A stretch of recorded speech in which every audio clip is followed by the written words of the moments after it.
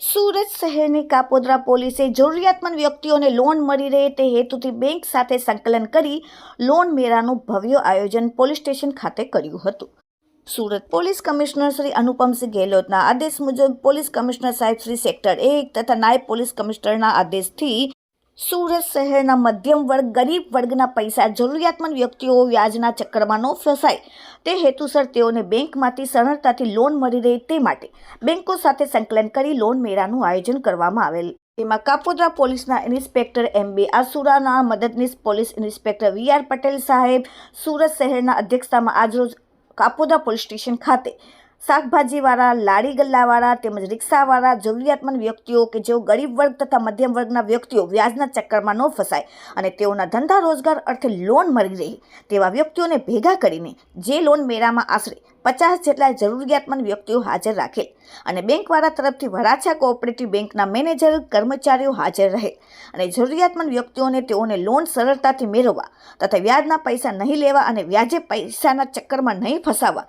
જરૂરી માર્ગદર્શન પૂરું પાડી સફળ લોન મેળાનું આયોજન કરવામાં આવેલ હતું। Bureau report, daily India TV, Surat.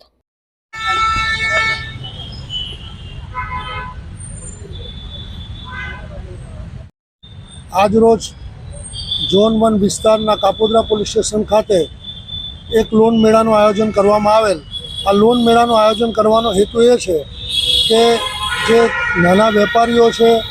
લારી ગલ્લા તથા પાથરણા ઉપર પોતાનો ધંધો કરતા હોય છે તેઓ વ્યાજના ખોટા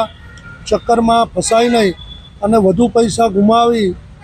અને ઘણી વખત પોતાનો જીવ પણ ગુમાવતા હોય છે તે હેતુસર પોલીસ દ્વારા એક પોઝિટિવ એપ્રોચ લઈ આજરોજ આ લોન મેળાનું આયોજન કરવામાં આવેલ, જેમાં